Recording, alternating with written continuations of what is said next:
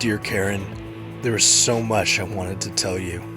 So many adventures I thought we would share. When you're young, you think you're gonna live forever. Today on the Comic Book Report, Daredevil Yellow. Stick around and check it out.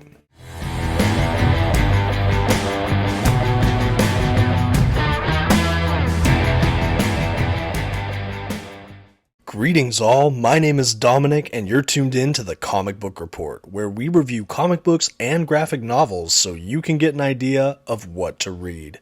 And today I'm letting you know up front we're reviewing an all-time favorite of mine. Another entry in the Jeph Loeb, Tim Sale Marvel Colors series.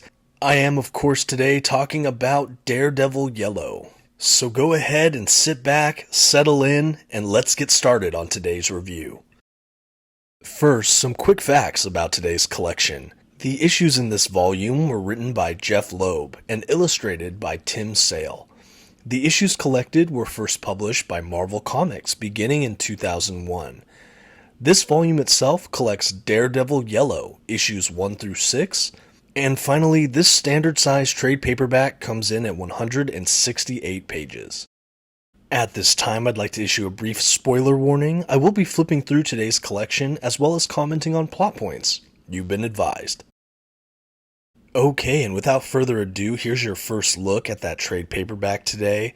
Now, this is an older trade paperback collection I have. It was part of the Marvel Legends line. To my knowledge, all of these collections of the Marvel Colors series are currently out of print. I'm really hoping we get a reprint, especially now that Tim Sale unfortunately has passed away. Rest in peace. But there's so much love for these collections, and I know there's so many fans out there clamoring for a reprint. So hopefully we'll see one. Until then, I'm definitely holding tightly to these collected editions. Speaking of, I mentioned at the top that this is a standard size trade paperback, and the paper stock is a nice glossy print page. And now that we've had ample time to look at the exteriors, let's go ahead and jump into the collection proper. And as we do so, I'd just like to give a brief background on some of these creators and the collection in my hands here. So this was created by Jeph Loeb and Tim Sale.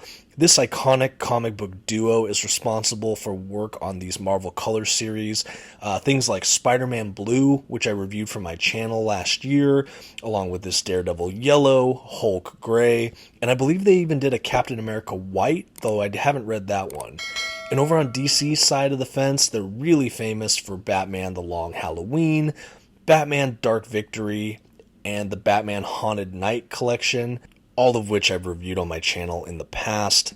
So, of course, these are some pretty heavy hitter creatives in my opinion, and they've produced some of my favorite standalone comic book work for both Marvel and DC Comics.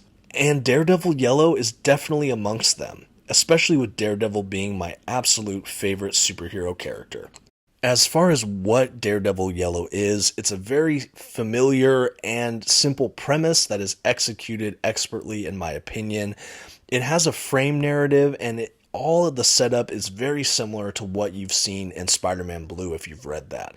Basically, Daredevil is at a place where he's remembering fondly the memories of one of his early loves. In this case, Daredevil's love interest, Karen Page.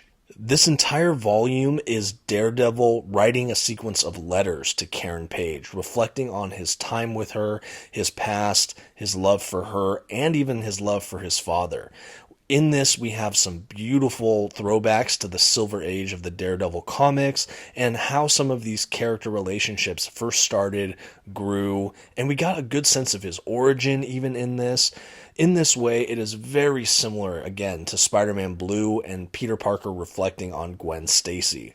As readers, we're led to believe that each of the 6 issues collected in this edition are all individual letters Daredevil is writing, kind of as a therapeutic exercise to reflect on, remember, and ultimately get freedom from some of his memories of Karen Page herself.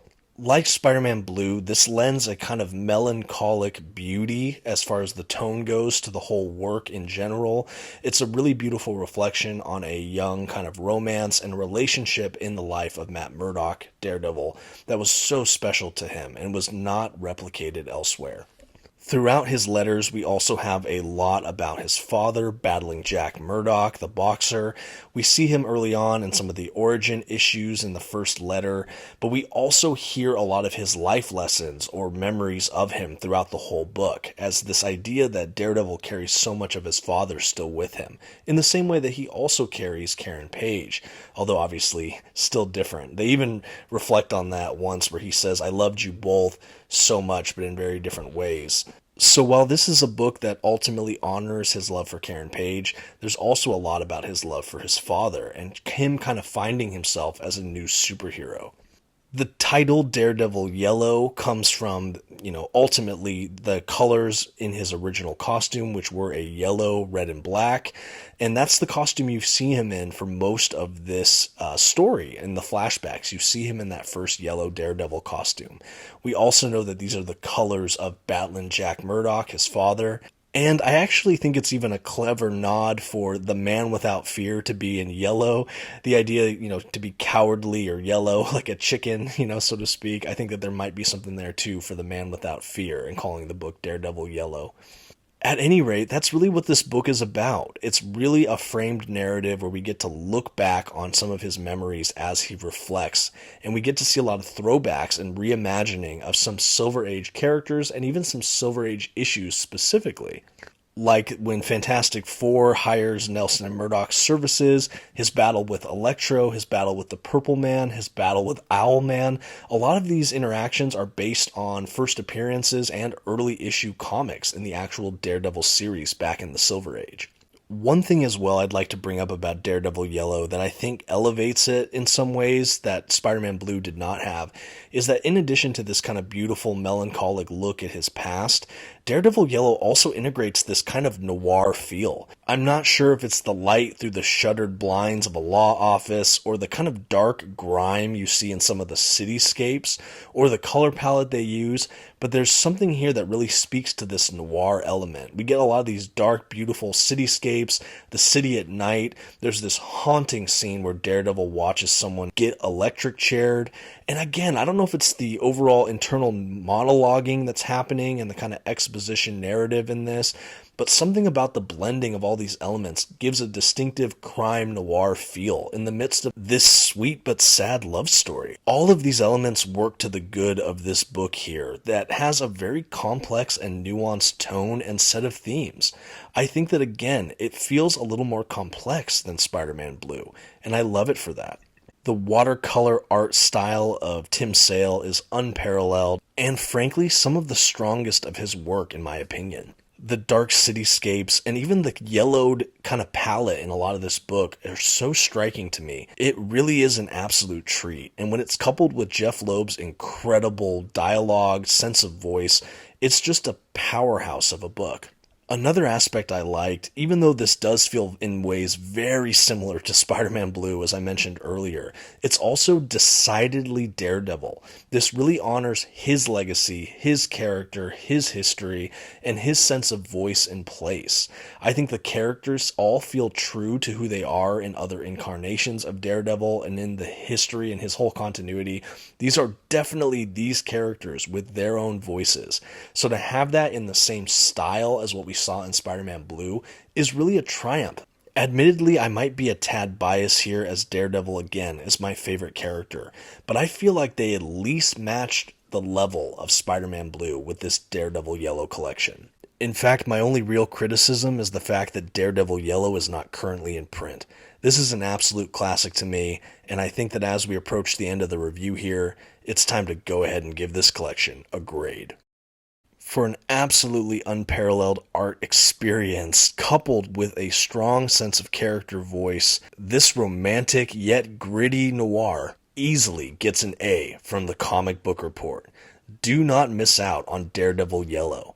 Find old copies, buy it on digital, or beg Marvel for a reprint.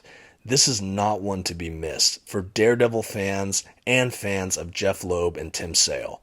Have you read Daredevil Yellow or anything else by these creators? Let me know in the comments below and let me know what you think. And don't forget to like and share this video. And until next time, this has been the Comic Book Report.